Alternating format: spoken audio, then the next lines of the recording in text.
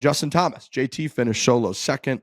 Feel like that's a really nice thing to see in the world of golf. JT last couple of years hasn't had his greatest stretch of golf that he's ever been a part of. And another guy that's a friend of the program. We've had a lot of fun with him over the years through different stretches. He's one of the, he's a PIP guy. He's one of the top 10 guys in golf in terms of having the juice and seeing him play really well. I think that bodes well going forward for the year. So JT has reached the point where in golf terms, he is like, golf is better when JT is around. You know what I mean? Like people say that with the Knicks and the Lakers and whoever. It's like when Justin Thomas is playing good golf is way more interesting and it gets way more eyeballs. He's just an interesting guy. He's had a weird couple of years, but that kind of adds to his interest.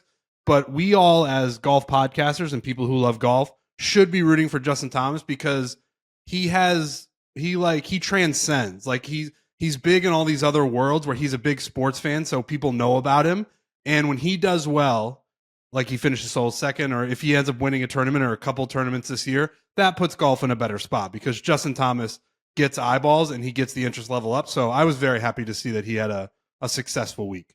Yeah, and you never know what's going on in a guy's life or a mindset. Won a couple majors, was really hot, like feeling good, and then all of a sudden you don't know if it's getting complacent or something just changes in the swing and like you can't get back to that point. Now all of a sudden all the doubt starts to creep in. Like, am I still the same guy that I was? I saw a stat like last year out of 20 starts, he had only 2 top threes. And then now this year through 3 starts, he has 2 top threes. So he's already equaled what he did last year. And we're not even out of January yet. So you could already tell that this guy is feeling it. What clicks? I don't know, but he's starting to get back that little bit of swagger that Justin Thomas used to have going into PGA Championships and winning majors. And yeah, I mean, maybe it's like he had a kid over the winter. It's like, does that like reignite the fire or something just changes in these guys? Golf is so fucking hard. You got Hideki Matsuyama going out there and shooting 35 under. You can't beat that. Like it's such a daunting game. Sometimes it probably is so much for them to handle where it's like, I can't get back to that level anymore. And yeah, and that's just speaking for him, which I shouldn't be doing, but like something clearly went away for a bit and now it's starting to click again. And that's the funny thing about this game. Guys will go on highs and lows. Rory McIlroy, highs and lows. Jordan Spieth, highs and lows. It's just the nature of the game. The only guy who like was able to stay consistent through it all for like his whole entire, peak of his career was like Tiger Woods was the only guy that like every single time he teed it up, like he's going to win. But other guys like normal human beings are like, yeah, you're going to go through regressions. Every sport you go through a little bit of regressions unless you're like the greatest of all time.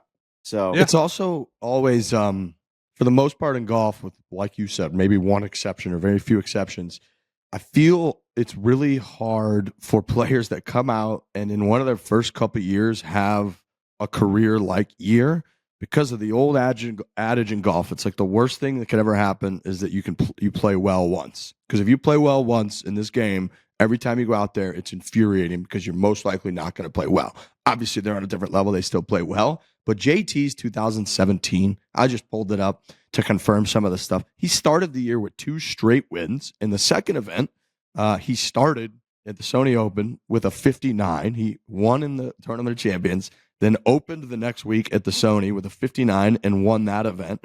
He won, I think, 5 different times. That included the PGA Championship, which was his first major. He shot 63 in the U.S. Open when Johnny Miller said that's not bad for the Milwaukee Open when he did that at Aaron Hills when he was rocking those pink pants in that event with that unbelievable eagle on that like 680-yard par 5 18th hole. He also won the Dell Technologies that year. And so, yeah, he had the 59. He won a bunch of times. He won his first major. He shot a 63, which up to that point was it tied the major record for lowest round in a major championship history. So he comes out. That was like his first or second like full year out on tour. His boy Spieth in 2015 had that year. And so here he comes. He's feeling this pressure. He absolutely dominates. And I just can tell that like it feels like that it's always a little hard to live up to that. And the amount of pressure that you put on yourself is incredibly difficult. And like I said, at any level, if you're a guy that goes out there and you've never broken, whatever it is, 80 in your career. You go out one day, you have it lights out, 77. Then you go back out and you start shooting 88s and 90s again. You're just like, this sucks. I know I can do so much better. I can't even imagine on that level just kind of how much pressure you put on yourself. and then the international teams and being a staple on the international teams and then not being on it, having controversy when he was picked for the Ryder Cup team, it just adds up a lot. And like you're saying, Frankie, it's like a lot going on in your life, from marriage, children, pressure. You transcend the sport into different sports and the whole deal. Whole point is, I'm with you. I think he's way better for golf. He's so fun to watch. I'll never forget that round at the Players Championship a couple years ago when it was blowing like 40 miles an hour. Everyone was hitting in the water on 17, and JT had two different shots from the same yardage, where one of them he hit 5-wood and another one he hit pitching wedge because it was like so into the wind, and the other time it was so downwind. So he's one of the bigger artists out there. When he did win the Players Championship, and on 16 he hit that bullet raw driver that got like 10 feet off the ground. He's just one of the few players out there that actually plays those shots that consistently and really moves the ball. So, yeah, he's fun to watch play.